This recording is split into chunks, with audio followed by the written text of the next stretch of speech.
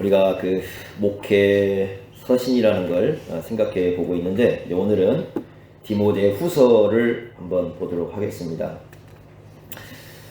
사도 바울 선생님이 13권의 그 성경을 썼는데, 그 중에 맨 마지막이 바로 이 디모데 후서입니다. 그러니까 바울이 그 감옥에서 자기의 죽음이 가까이 왔다는 걸 알고 마지막으로 이제 쓴 서신이 이 디모데 후서입니다.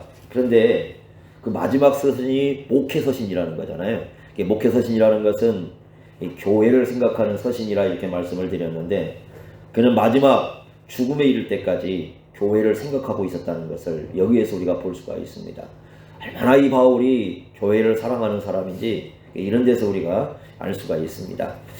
자, 먼저 우리가 이제 이 디모데 후서를 좀 이해를 하려면 몇 가지를 좀 우리가 보겠는데요. 첫째는 이 바울이 그 처해 있는 어려운 상황, 그러니까 이 바울은 이 디모데 후서를 썼을 때 굉장히 어려운 처지에 놓여 있었습니다.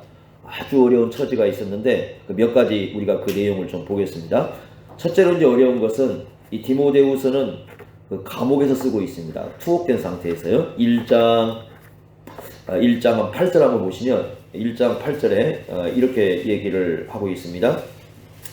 1장 8절에 그러므로 너는 내가 우리 주를 증언함과 또 주를 위하여 어떻게 됐다고 하냐면 갇혀있다. 이렇게 감옥에 갇혀있는 거죠. 그런데 좀 더 이제 이것을 좀 더 이 감옥이 고통스럽다는 걸 나타나기 위해서 그 1장 16절에 보시면 사슬에 매여 있다. 이렇게 쓰고 있습니다. 사슬에 매여 있다. 사슬에 매여 있다. 그러니까 굉장히 고통스러운 상황이죠, 지금.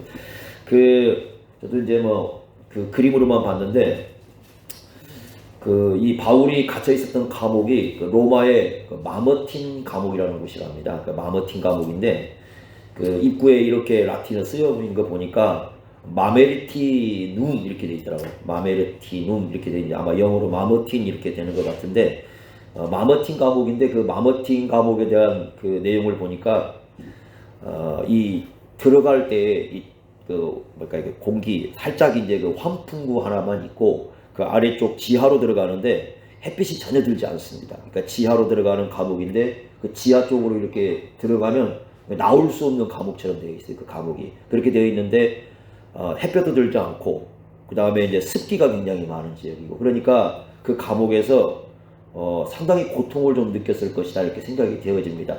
여러분들이 사도행전 끝나는 28장에 나오는 감옥과는 달라요. 그 감옥은 가택연금 상태입니다. 그러니까 집에 있으면 그 집에서 못 나오게 하는 정도니까 그건 그렇게 고통스럽지가 않습니다만이. 그렇지만 이 말년에 지금 갇혀있는 감옥은, 마머틴 감옥은 그런 데가 아니에요. 그러니까 지하로 들어가가지고 습기가 차있고 이 태양도 들지 않는 굉장히 고통스러운 그런 감옥입니다. 그 속에서 지금 이제 말년을 고통스럽게 보내고 있고, 두 번째는 바울이 지금 그 말년이 되면서 지금 가장 많이 겪고 있는 것 중에 하나가 뭐냐면 인간관계의 고통입니다. 굉장히 큰 고통을 느끼고 있습니다. 인간관계에서 오는 고통은 두 가지인데, 첫째는 뭐냐면 이 바울을 버리는 사람들이 점점 많아지기 시작했다는 겁니다. 그러니까 바울이 어려움에 처하니까, 바울이 죽음에 처하게 되니까 이 바울을 점점 버리는 사람들이 이렇게 나오기 시작을 합니다. 자, 그 중에 이제 두 군데를 우리가 한번 보면 1장 15절 보십시오. 1장 15절 이렇게 얘기합니다. 굉장히 그 바울로서는 고통스러운 지금 얘기를 하고 있습니다. 1장 15절에 보면 이렇게 말씀합니다. 아시아에 있는 모든 사람이 나를 버린 이 일을 내가 안 하니. 그러니까 이것은 그 디모데도 알고 있는 얘기인데 그 주동자가 나오죠. 누굽니까? 이름 둘 나오죠. 부겔로와 허보게네. 이 두 사람이 중심이 돼가지고 이 바울을 버리는 이런 현상이 발생을 했습니다. 그러니까 여기 보면 모든 사람이라고 그랬는데 아마 다 그러지는 않았을 거예요. 그러니까 대개 이제 바울이 이 표현을 썼을 때는 그 중심적인 있는 어떤 그 중심에 있는 아마 많은 사람들이 그렇게 하지 않을까 싶은데, 그 중에 이제 하나가 아마 아시아의 대표적인 도시가 에베소 아닙니까? 그러니까 에베소 쪽에도 이제 바울이 한 3년간 열심히 복음을 전했는데 그 에베소 사람들도 바울을 버렸을 것이다 이렇게 보통 학자들이 봅니다. 그러니까 그게 어떤 의미인지는 모르겠습니다. 그러니까 어떤 의미에서 버렸다고 하는지는 잘 모르겠지만, 중요한 건 뭐냐면 그동안 바울을 가까이 했고 그 바울의 가르침을 받았고 바울과 함께 했던 사람들이 바울에게 등을 돌리고 있습니다. 아주 굉장히 고통스러운 상황이죠. 그 다음에 4장 10절 가보시면요. 자, 4장 10절은 아예 이름 하나가 언급되어 있죠. 누가 나오냐면 데마라는 사람이 나옵니다. 데마라는 사람이 그 데살로니가로 갔다고 얘기하죠. 데살로니가로, 이거 아마 데마의 고향일 거예요. 데살로니가로 돌아갔는데 왜 돌아갔냐면 그 돌아가는 이유가 참 가슴이 아파요. 뭐라고 되어 있습니까? 이 세상을 사랑하여 나를 버리. 그러니까 그냥 이게 뭔가 복음을 전하기 위해서 갔다, 이게 아니라, 여러분 오해하시면 안 됩니다. 이거 왜 오해를 하시면 안 되냐면 그 예수 믿는 걸 부정했다는 뜻 아니에요. 그러니까 데마가 이걸 가지고 여러분들이 예수 믿는 거 부정했다 이렇게 이해하시면 안 됩니다. 예수 믿는 걸 부정한 거 얘기하는 게 아니고 예수를 믿는 것을 버리지는 않았어요. 그렇지만 돌아간 것은 어디였습니까? 뭘 사랑했어요 지금?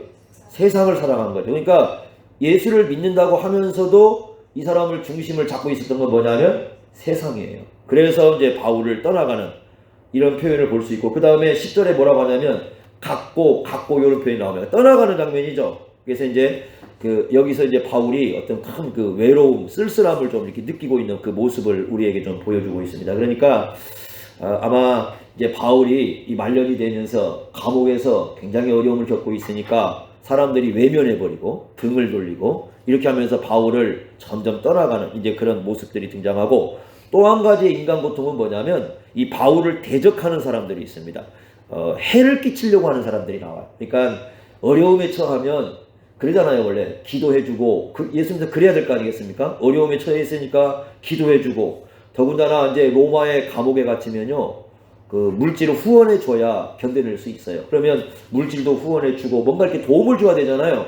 그런데 그게 아니라, 그렇기 때문에 오히려 바울이 그 해를 끼치는, 그러니까 이게 기회라 생각하고 바울에게 더 이렇게 그 고통을 주는 사람들이 발생을 합니다. 재밌게도요, 지금 디모데후서가 넉 장이잖아요. 넉 장 다 나와요. 사람 이름이. 그러니까 이렇게 바울을 대적하는 사람을 많이 언급한 것도 없습니다. 성경에. 아주 많이 나옵니다. 근데 그것도 쌍으로 나옵니다. 그러니까 쌍쌍으로 바울을 대적을 합니다. 자, 이름이 다 쌍으로 나와요. 한번 보겠습니다. 그게. 자, 1장 15절 아까 읽었었죠. 1장 15절에 두 사람 이름 나왔죠. 아시아에서 바울을 떠나도록 주도한 사람 누굽니까? 부겔러와 허보게는 쌍으로 나오죠. 자, 2장 17절 보세요. 이 사람들은 어떤 사람들이냐면 진리, 믿음을 무너뜨리는, 성도들의 믿음을 무너뜨리는 사람들이에요. 17절, 2장 17절 또 두 사람 쌍으로 나옵니다. 누굽니까? 네. 후메네오와 빌레도. 이 사람들은 그 진리, 믿음을 무너뜨리는 사람들. 그 다음에 3장 8절에 또 두 사람 이름이 나오죠. 요거 이제 과거에 구약 성경에는 안 나와요. 그런데 이제 유대인 전승에 그 모세가 애굽에서 기적을 베풀 때에 이스라엘 백성들이 출애굽한 것을 그 막았던 마술사들이 있습니다. 흉내를 낸 사람들이 있죠. 기적을. 그 두 사람의 이름이 요 사람일 걸로 봅니다. 또 쌍으로 나옵니다. 3장 8절 누굽니까? 얀네와 얀브레. 이 사람 나와요. 또 4장으로 가보세요. 자, 4장은 재밌게도 4장도 쌍으로 나와요. 쌍으로 나오는데 4장은 어떻게 쌍으로 나오냐면 한 사람은 버리고 한 사람은 해를 끼치는 사람으로 나옵니다. 그리고 어떻게 나오냐면 4장 10절에 버린 사람은 누굽니까? 데마. 해를 끼친 사람은 누구냐면 14절에 나오죠. 구리 세무업자 알렉산더가 내게 해를 많이 입혔음에 쌍으로 나옵니다. 이게 이제 문제는 뭐냐면 이 사람들이 계속 지금 바울의 마음속에 있다는 게 문제예요. 그러니까 그냥 예전 같았으면은 해를 끼친 사람 하면 그냥 이렇게 그냥 그것들 항상 있으니까 하고 이렇게 그냥 무시를 했을 텐데, 이제 감옥에 있으니까 말년이 되니까 그 해를 끼친 사람들이 이 바울의 마음속에 계속 이 마음을 지배하고 있는 거죠. 얼마나 이게 그게 고통스럽겠습니까? 막 등을 돌리고 해를 끼치는 사람들이 마음속에 막 계속 어른거리는 거죠. 그 이름이, 이 마음속에서 이름이 지워져야 되는데 지워지지가 않고 있는 거죠. 그러니까 상처를 주는 그 마음들이 가슴에 딱 이렇게 지배하고 있을 때 굉장히 고통스럽죠. 그러니까 바울은 지금 감옥에서 이 심리적인 고통도 굉장히 많이 느끼고 있습니다. 세 번째는 죽음의 시간이 다가오고 있습니다. 4장 6절 한번 보세요. 자, 4장 6절에 이렇게 얘기합니다. 전제와 같이 내가 벌써 부어지고, 그 다음에 뭐라고 합니까? 나의 떠날 시각이 가까이 왔다. 그러면서 뭐라고 하냐면 자기 일생을 이렇게 표현합니다. 7절에 나는 뭐 했다고 선한 싸움을 자기 인생을 전쟁으로 표현하고 있어요. 그러니까 내 인생 지금까지 전쟁처럼 살아왔는데 이제는 그 전쟁을 끝에 지금 자기가 이제 뭐 하려고 하냐면 지금 죽음을 맞이하려고 하는 그러니까 전쟁의 끝에 속에 그죠? 저는 선한 싸움이니까 전쟁이잖아요. 전쟁을 다 끝나가는 시점에 이제는 자기가 떠나야 되는 시간, 죽어야 되는 시간, 그 죽음이라는 것이 자기에게 다가오고 있다. 얼마나 고통스럽겠습니까? 또 그것도 생각할 때. 자, 마지막 네 번째로 이제 그러는 가운데 계절이 문제입니다. 계절이 겨울이 오고 있습니다. 겨울. 자, 여러분 4장 21절 한번 보세요. 4장 21절에 보시면 이렇게 얘기합니다. 4장 21절 너는 언제 오라고 그래? 겨울 전에 와라. 자, 겨울이 오면 이제 추위가 오겠죠. 그렇지 않습니까? 그래서 제가 그 현재 그러니까 이제 지금 이게 오래전의 이야기니까 그때 당시의 기온은 잘 모르겠어요. 근데 현재 그 로마의 그 겨울의 기온을 보니까 그 로마에서 겨울은 보통 12월에서 2월까지 3개월 정도를 지금 겨울이라고 이렇게 부르더라고요. 그런데 그 낮 평균 기온은 한 13도 정도 되고 이게 밤의 기온은 한 3도 정도 됩니다. 그러니까 우리나라보다 좋죠. 훨씬 더. 좋지만 이제 이 로마의 겨울은 비가 옵니다. 비가 오면은 굉장히 추워진답니다. 날씨가. 그러니까 이 이제 겨울이 오면 추위가 오니까 이것도 이제 염려가 되는 거죠. 그래서 뭐라고 얘기하냐면 13절 보십시오. 4장 13절. 자, 이 디모데에게 뭘 가지고 오라면 두 가지를 가지고 오라고 합니다. 13절. 내가 올 때 내가 드보라 가보의 지부에 있는 뭘 갖고 오라고 합니까? 겉옷. 이 겉옷은요. 그 1세기 당시에 그 이불 역할을 합니다. 그러니까 추위를 막아주는, 추위가 오고 있으니까 이제 추위를 막아줄 옷을 이렇게 지금 가져오라 이렇게 얘기하고요. 그리고 또 하나 가져오라는 게 있습니다. 그게 뭡니까? 저는 이게 참 신기합니다. 왜냐하면 이게 그 파비블리아라고 하는데 여기 성경을 바이블이라고 부르죠. 그 바이블이라는 말이 여기서 왔어요. 이 비블리아 이렇게 되어 있는 말인데 그러니까 양피지에 쓰여 있는 거니까 좀 비싼 겁니다. 비싼 건데 그 비싼 것에 쓰여져 있는 이 책을 갖고 와라. 그래서 이 책에 대한 추측이 굉장히 많습니다. 어떤 분들은 70인역이라고 보기도 하고 어떤 사람들은 성경에 나와 있지 않는 예수님의 말씀과 그 삶에 대해서 기록해 놓은 어떤 그 초기 사본이라고 이렇게 보기도 하고 여러 가지 이유가 있습니다. 분명한 건 뭐냐면 하나님 말씀인 건 분명한 것 같아요. 그러니까 그 마지막 감옥에서 그 추운데 이제 마지막 그 시간을 보내면서 뭘 하는가? 감옥에서.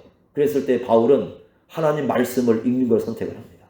그래서 그 마지막 감옥에서 그 추운 자리에서 이제 자기 인생의 마지막을 보낼 텐데 그 마지막을 보낼 때에 하나님의 말씀을 요청해서 그 하나님의 말씀을 읽겠다고 책을 이렇게 보내달라 이렇게 요청을 하는 이 모습을 우리가 볼 수 있는데 겨울이 오고 있습니다. 굉장히 고통스럽죠. 그러니까 지금 바울이 겪고 있는 지금 굉장히 어려운 현실은 네 가지예요. 첫째는 감옥에 있는 것 자체가 어렵습니다. 두 번째는 인간관계에서 이 말년에 엄청난 고통을 겪고 있습니다. 세 번째는 그 죽음의 시간이 지금 다가오고 있습니다. 그리고 네 번째는 겨울이 오고 있습니다. 그죠? 참 이 어려운 때에 겨울까지 오면 얼마나 힘들겠습니까? 삶이 자체가 그렇지 않습니까? 지금 이런 시간이 다가오고 있어요. 그럼에도 불구하고 우리가 여러분 디모데후서에서 잘 봐야 될 건 뭐냐면 이걸 이겨내고 있습니다. 바울이 어떻게 이겨내고 있는가를 우리가 보셔야 돼요. 그러니까 이렇게 되면 사람들이 좌절하고 절망하고 뭐 이러지 않겠어요, 그죠? 그런데 바울은 그 감옥에서도 이걸 이겨내고 있습니다. 이게 절망을 이겨내고 있습니다. 어떻게 이겨내고 있는가를 우리가 보겠는데 첫째는 자 1장 1절 한번 보세요. 1장 1절. 이거 아주 중요한 말씀인데요. 자 이렇게 얘기합니다. 예, 지금 이렇게 얘기합니다. 1장 1절에요. 같이 한번 읽어보겠습니다. 시작. 하나님의 뜻으로 말미암아 그리스도 예수 안에 있는 생명의 약속대로 그리스도 예수의 사도된 바울은 이렇게 돼 있죠. 원문에는 이게 원문이 중요한데 뭐라고 돼 있냐면 바울이 그리스도 예수의 사도라는 것이 가장 앞에 나와요. 그 말이 무슨 말이냐면 여기서 지금 강조하고 있는 것은 이런 겁니다. 내가 누구냐? 감옥에 있는데 이 감옥에 있는 나는 누구냐? 사람들은 바울을 대적하고 바울을 버리고 막 이러고 있지 않습니까? 그런데 이 감옥에 있는 바울이 자기 정체성을 생각하는 건데 나는 누구냐? 그랬을 때 그리스도 예수의 누구라고요? 사도다. 자기가 자기에게 얘기하고 있는 거야. 바울은 그리스도 예수의 사도다. 야, 이게 옥에 갇혀 있지만, 투옥되어 있지만 나는 예수님의 사도다. 이게 일평생 그의 마음을 지배했던 거예요. 그런데 어떻게 사도가 됐습니까? 하나님의 뜻으로. 자기가 사도가 된 것은 하나님의 뜻으로 된 거예요. 세상 사람들이 모여가지고 야 바울 당신 우리에게 사도해 주십시오. 이렇게 사도가 된 게 아니라 하나님의 뜻으로 내가 사도가 되었다. 여러분 직분에 대해서 굉장히 중요한 관점이죠. 두 번째는 뭐냐면 거기 자기가 사도가 된 것은 첫째가 하나님 뜻이라고 얘기하고요. 두 번째는 1장 9절에 보시면 그 부분만 보세요. 그리스도 예수 안에서 우리에게 주신 뭘로 됐다? 은혜라. 그러니까 바울은 이렇게 생각하는 겁니다. 감옥에서 있는데 나는 예수님의 사도다. 나는 죽을 때까지 사도야. 이건 내가 감옥에 있어도 변하지 않는 사실이다. 내가 어떻게 사도가 되었는가? 하나님의 뜻으로 되었고 예수님의 은혜로 된 거야. 그러니까 감옥에 있다고 해서 이게 폐해지지 마라. 여기에서 이제 바울이 힘을 얻고 있습니다. 그래 나는 여기서도 그리스도 예수에. 그럼 사도에게 맡겨진 게 뭐예요? 마지막까지 뭐 하는 겁니까? 복음을 전하는 거잖아요. 그러니까 바울은 여기에서 이제 뭘 준비하냐면 마지막 자기가 이제 남은 게 뭐냐면 로마의 법정에 서가지고 판결을 받아야 되잖아요. 그 법정에 서가지고 마지막 전쟁을 준비합니다. 그 전쟁이 뭐냐면 복음을 전하는 겁니다. 그래서 바울은 이렇게 얘기합니다. 뒷부분에 가보면 이제 내게 마지막 전쟁이 하나가 남았는데 그것은 뭐냐? 이제 목숨이 내가 어차피 끝나는 걸 알고 있고 이제 마지막 인생이 얼마 남지 않았는데 이 마지막 전쟁터에서 나는 주님께서 사도로 맡긴 사명이 복음을 전하는 것이기 때문에 저 마지막 저 법정에서 이 복음을 전하는 마지막 전쟁을 나는 끝내야겠다. 이걸 해야 되겠다. 이렇게 바울은 고백을 합니다. 얼마나 멋집니까 여러분? 자 저는요 이게 진짜 승리예요. 끝까지 주님께서 맡기신 그 사명을 굴하지 않고 마지막 죽음에 이를 때까지 그 사명을 내가 누군가를 생각하면서 그걸 감당하려고 하는 이 마지막 정신 대단합니다. 대단해. 자 그걸 이제 두 번째에서 볼 수가 있는데 그러면서 첫 번째는 내 정체성이 사도라 여기서 이제 위로를 얻고 있고요. 두 번째는 뭐냐면 지금 감옥에 있지만 부활하신 예수님께서 함께 계셔가지고 마지막 완주가 뭡니까? 마지막 저 사람들 앞에 서가지고 내가 뭐 하는 거예요? 복음을 전하는. 그래서 내가 내 인생의 마지막 저 사람들 앞에서 복음을 전하는 그 사명을 완주할 수 있도록 주님께서 나에게 힘을 주시고 도움을 주신다. 주님께서는 여전히 나와 함께 계신다는 그 임마누엘 신앙이 이 사람에게 있었던 거예요. 굉장히 중요하죠. 주님이 떠나지 않았다. 사람들은 다 떠났지만 사람들은 나를 버렸지만 사람들은 나를 대적하고 있지만 주님께서는 나와 함께 계셔서 이 감옥에서 내 인생을 끝나면서 마지막 해야 할 그 복음을 전하는 사명 그것을 나에게 감당할 수 있도록 주님께서 함께 해주신다라는 고백을 하고 있는 게 어디냐면 4장 17절 말씀입니다. 한번 보십시오. 4장 17절 아주 중요한 말씀인데 자 이거 아주 중요한 고백이죠. 4장 17절 한번 같이 읽어보겠습니다. 시작. 주께서 내 곁에 서서 나에게 힘을 주심은 나로 말미암아 선포된 말씀이 온전히 전파되어 모든 이방이 듣게 하려 하심이니 여기까지요. 지금 뭐 하는 겁니까? 지금 뭘 예상하고 있어요? 마지막 전쟁이 복음을 전하는 겁니다. 지금 이 말씀 나오잖아요. 그죠? 지금 이방 사람들에게 이제 어떻게 할 것이다. 지금 나에게 마지막 전쟁이 복음을 듣게 하는 그 전쟁을 지금 주님께서 마지막 나에게 준비하고 있다. 그런데 지금 주께서 다 사람들은 대마도 떠나고 아시아 사람도 버리고 해를 끼치는 사람도 있고 겨울은 오고 있고 뭐 죽음은 눈앞에 있고 굉장히 어려운 상황에 처해 있지만 누가 함께 계신다? 주님께서. 부활하신 주님께서 내 곁에 계신다? 이거 여러분들 이거 안 믿는 사람 아무도 이해 못하죠. 그 사람들은 그럴 거 아니에요. 주님께서 내 곁에 어디 있어? 그 눈에 보이는 것만 믿으니까. 그죠? 그런데 바울은 여러분 이때 부활하신 예수님을 본 건 아니에요. 바울도 부활하신 예수님을 본 거 한 번밖에 없죠. 다메스코 성에 가다 거꾸로 질 때 한 번 봤죠.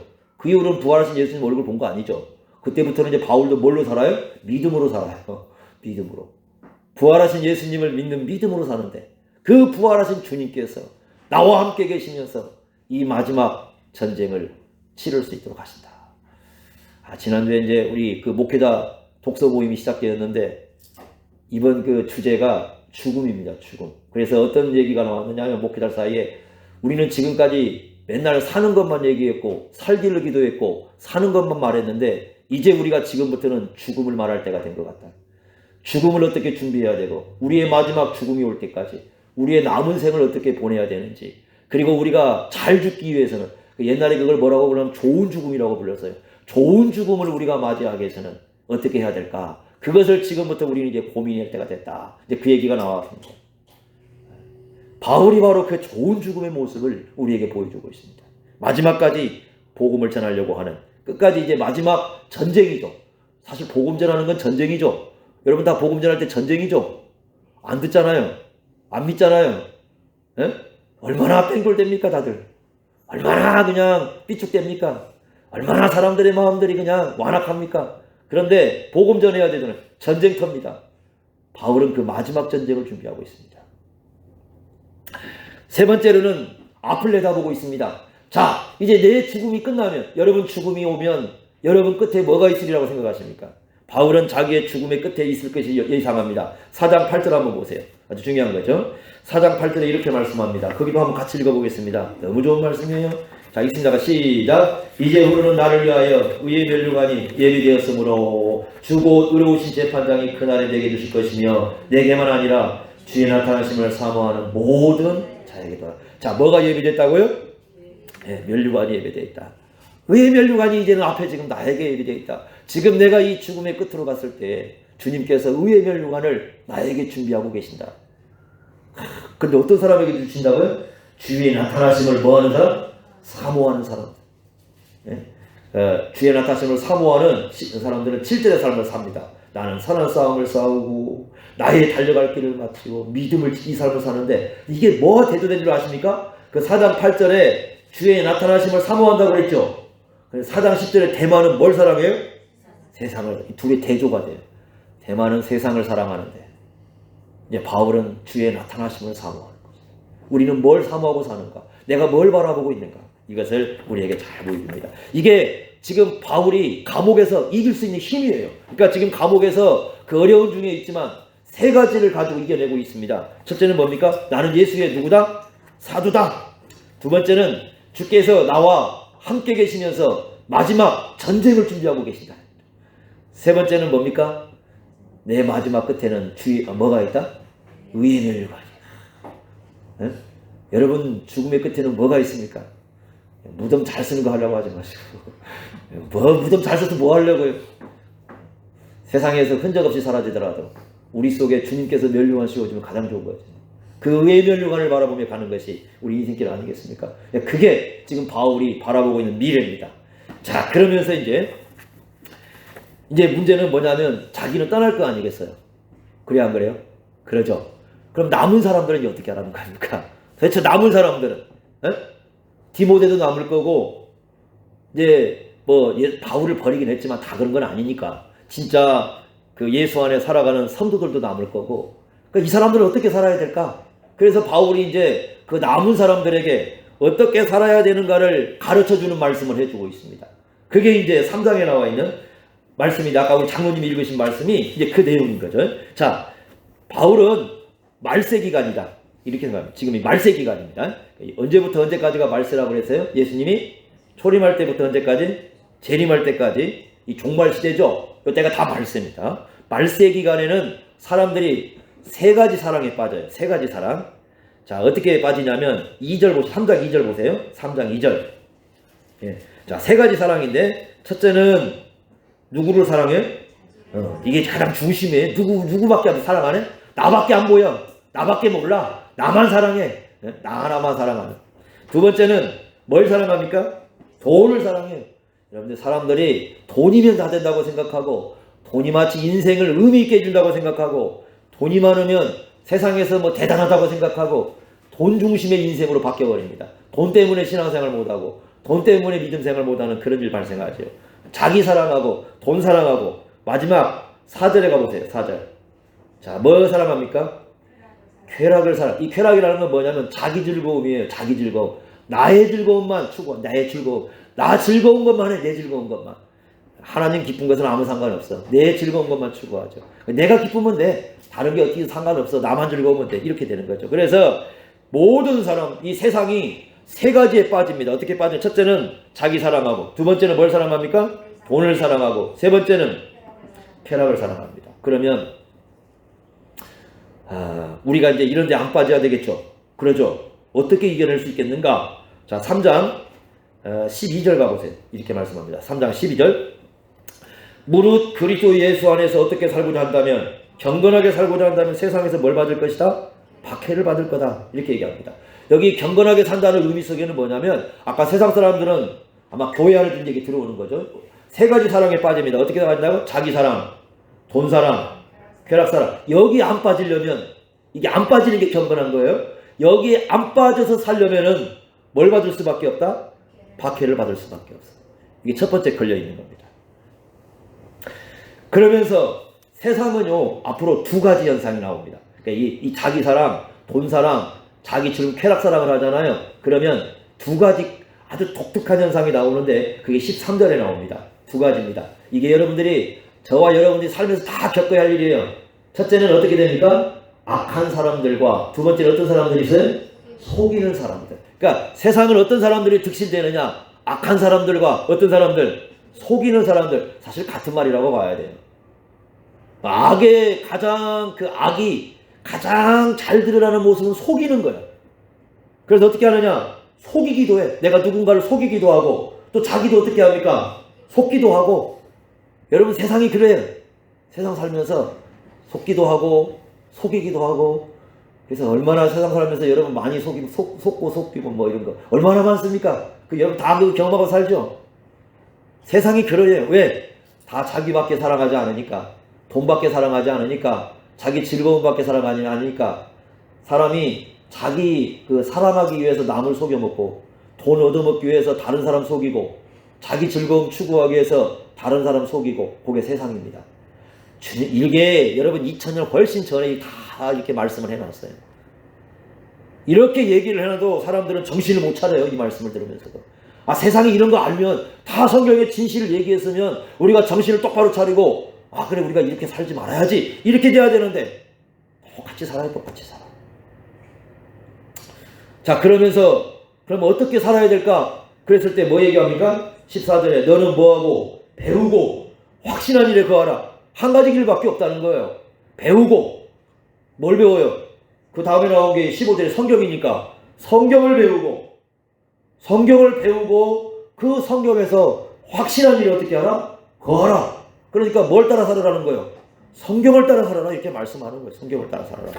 성경만이 답이다. 세상에서 속이고 세상이 약해지고 이런 세상 속에서 우리가 그 속에 빠지지 않고 살아가는 길은 하나님의 말씀을 등불로 삼아서 이 말씀을 따라 살아가는 것이다, 이렇게 말씀을 하거든요. 그럼에도 불구하고 사람들이 성경을 가만히 이렇게 외면을 하는 거죠. 그래서 바울이 의미가 있는 게 뭐냐면, 자기도 얼마나 하나님 말씀 중심인가를 하기 위해서 마지막 그 전쟁을 앞에 놓고, 그 복음을 전하는 마지막 전쟁을 앞에 놓고, 마지막 그 추운 감옥에서 보고 싶어 하는 것이 뭐였다고요? 뭘 갖고 오라고요? 책을 갖고, 성경을 갖고 와라.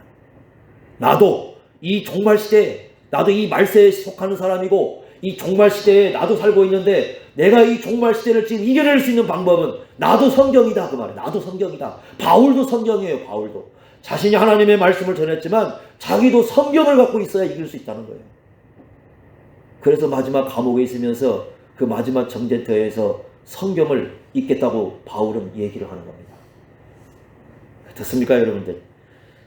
참 이런 말씀 앞에 우리가 좀 많은 생각을 해야 되겠죠. 그죠? 그럼 성경이 뭐냐? 16절 보세요. 모든 성경은 뭐라고 돼 있어요? 하나님의 감동으로 돼 있어요. 하나님의 감동이라는 말은 이런 말이죠.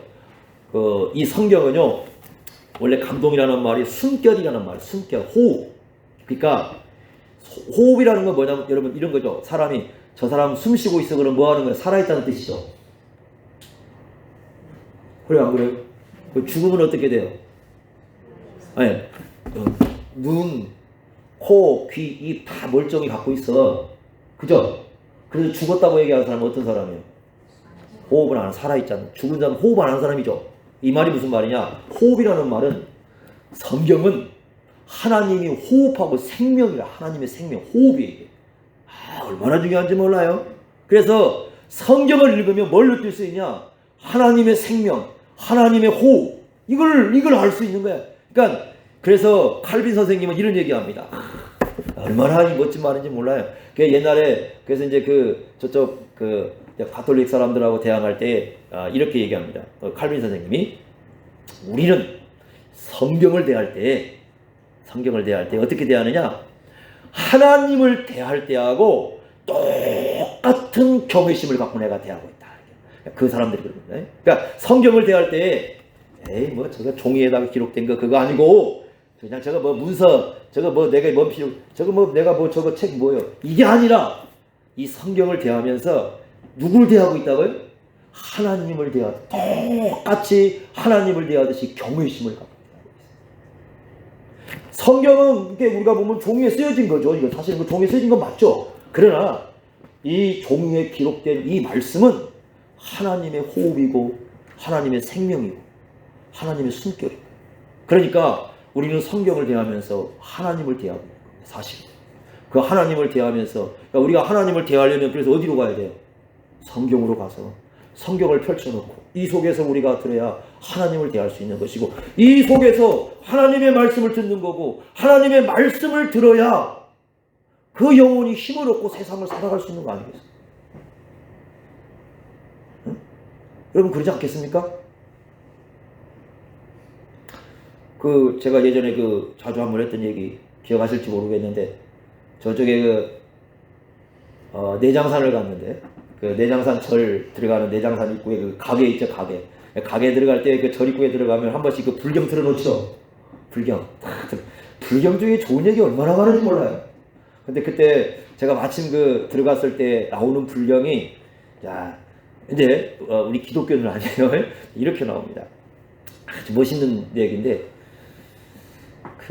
그님이 원하지 않으면 세상 모두가 원해도 나는 원하지 않을 것이고 그님이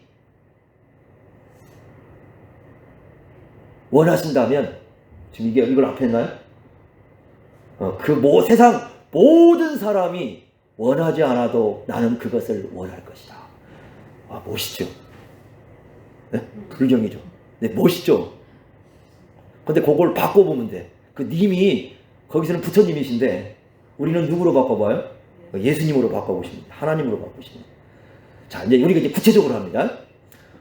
우리의 주님이신 예수님이 원하신다면 세상 모두가 반대해도 나는 그걸 원할 것이고 우리 주님이 원하지 않으면 세상 모든 사람이 원한다고 해도 나는 그걸 원하지 않을 겁니다.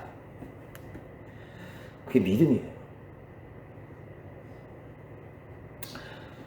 그게 이 성경을 통해서 배울 수 있는 하나님이 뭘 원하실까? 뭘 원하지 않을까? 우리가 배울 수 있는 게 성경 아닙니까? 그래서 이 성경을 우리에게 얘기해줘요. 자, 그러면서 이 성경은 크게 두 가지 우리에게 있다. 15절에 뭐 얘기해줍니까?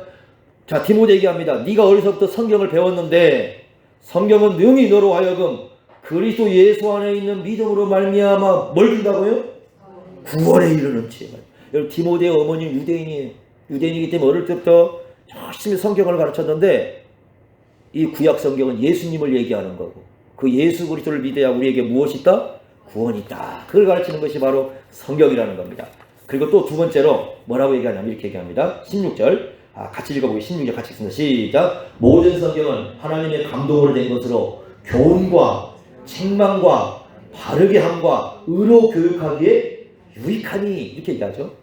근데 누구에게 유익하여? 17절에 보니까 이는 하나님의 사람에게 유익을 줘요. 하나님의 사람에게 네 가지 옵니다. 여러분들이 그래서 자 성경을 들을 때는 이 네 가지가 우리에게 임한다는 걸 아셔야 돼요. 자 첫째는 이게 원문에는 다 프로스라는 말이 붙어 있습니다. 프로스라는 말이 뭐냐면 뭐뭇을 위하여 그 말이에요. 그러니까 우리 성경에는 그냥 붙었었잖아요. 원래 이렇게 하셔야 돼요. 교훈을 위하여, 책망을 위하여, 바르게 함을 위하여, 의로 교육함을 위하여 이렇게 돼 있어요.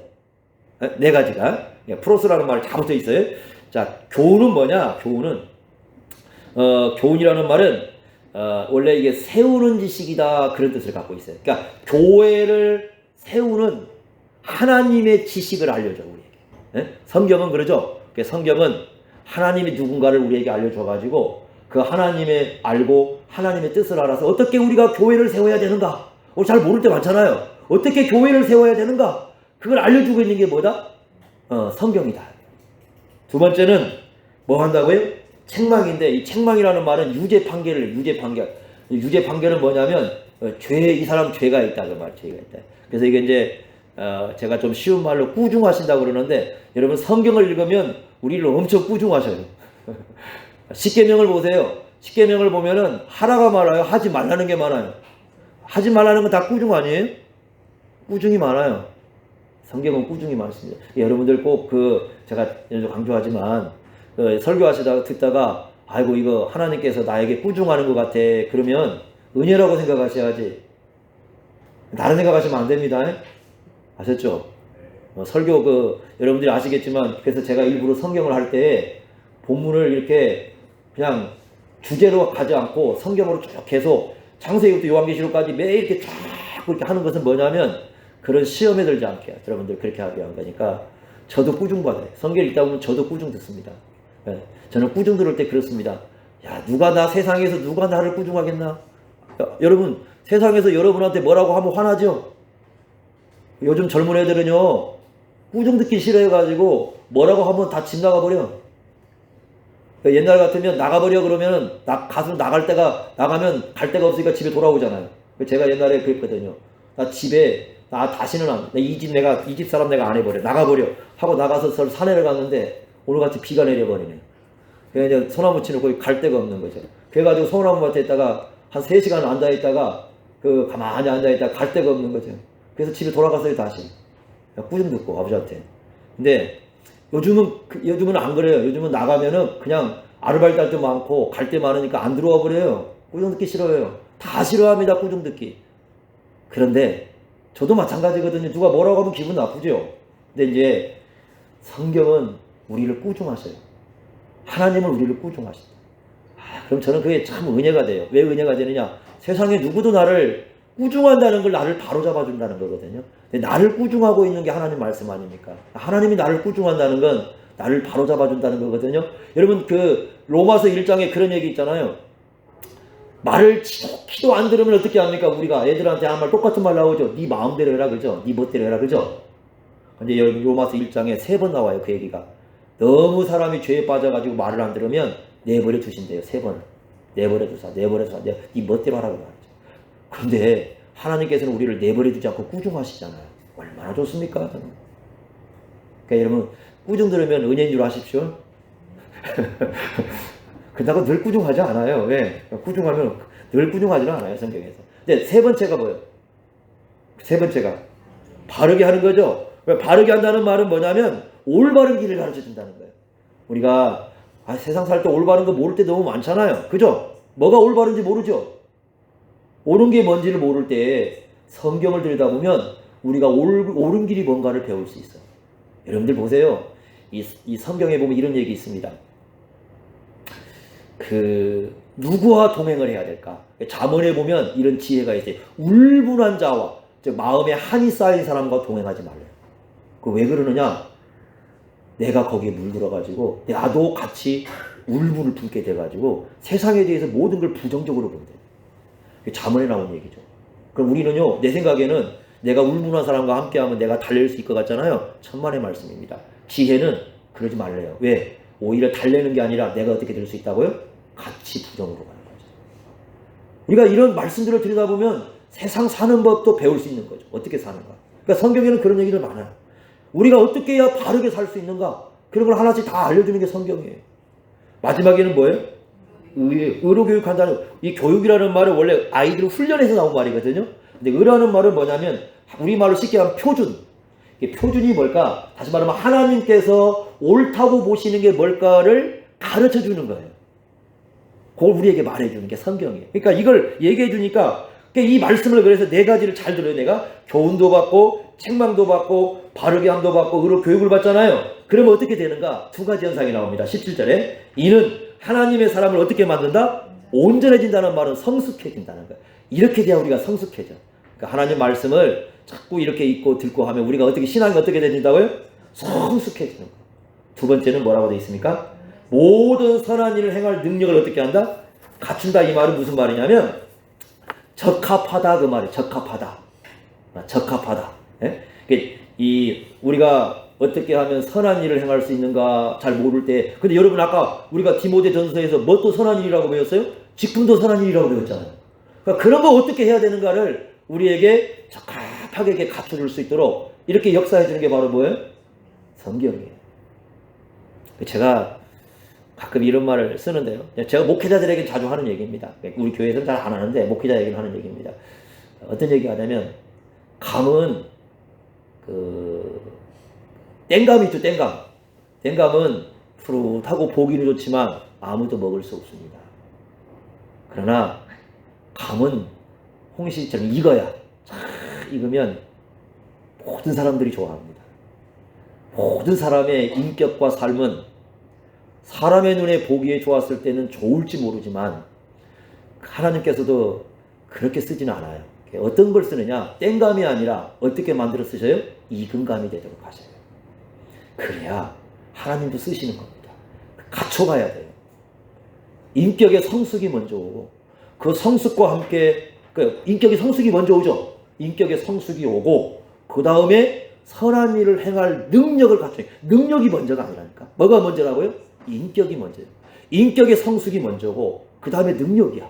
인격이 성숙해야 능력도 제대로 사용할 수가 있어요. 그래서 인격의 성숙을 가는 게 익은 감이 되게 해서 그 사람이 갖춘 좋은 자질들이 있어요. 하나님께서 쓰실 수 있는 좋은 자질들이 있는데 그 성숙한 인격의 이 좋은 자질을 갖고 있을 때 하나님께서 이 사람을 들어서 아주 유익하게 사용을 하는 겁니다. 그래야 그 잘 익은 감이 되어야 남에게 유익도 주는 거죠. 땡감은요 보기에는 좋지만 아무 유익이 안 돼요. 떨궈서 먹지도 않아요. 그건 정말 익은 감이 될 때에 많은 사람들이 그 좋아하고 그걸 먹을 수 있는 겁니다. 그러니까 여러분들이 요걸 얘기해요. 그러니까 성경을 왜 우리가 해야 되느냐? 첫째는 구원에 이르는 지혜를 주고요. 두 번째는 하나님의 사람들로 하여금 교훈하시고 그 다음에 책망하고 바른 길 가르쳐주고 의로 우리를 교육해서 두 가지 하는. 첫째는 인격의 성숙을 가져오고 두 번째는 어떻게 한다고요? 우리가 능력, 선한 일을 행할 수 있는 능력을 키워줘가지고 인격과 능력을 가지고 하나님께서 쓰시는 적합한 사람이 되게 하시는 게 성경이에요. 그래서 바울이 그렇게 얘기하는 겁니다. 자, 종말 시대에 많은 사람이 어떻게 된다고요? 이제 자기 사랑하고 돈 사랑하고 자기 즐거움만 사랑해가지고 그것에 이제 바탕이 돼가지고 사람이 뭐 하냐면 서로 속이고 속고 악한 일이 세상에서 발생할 거야. 그러면 이런 세상 속에 너희들이 빠지지 않고 살 수 있는 방법이 하나가 있다. 오직 뭐다? 성경이다. 그래서 성경을 가까이 하면서 늘 자신을 돌아봐라. 그러면 이런 악한 세상에 우리가 지금도 우리도 그건 진리죠. 그죠? 저와 다 마찬가지예요. 저와 여러분 다 마찬가지. 예외될 사람 아무도 없어요. 바울도 예외가 되지 않고. 그러니까 바울도 마지막 성경을 보는 거죠. 바울도 예외되지 않고 다 마찬가지입니다. 여러분이나 저나 이길 수 있는 길을 이렇게 가르쳐 주니까 이 말씀을 기억하셔서 여러분 세상을 이겨냅시다. 속고 속이는 세상 이겨내면서 끝까지 우리의 경주를 완주할 수 있는 그런 삶을 이 세상에서 살아갈 수 있기를 바랍니다. 기도하겠습니다.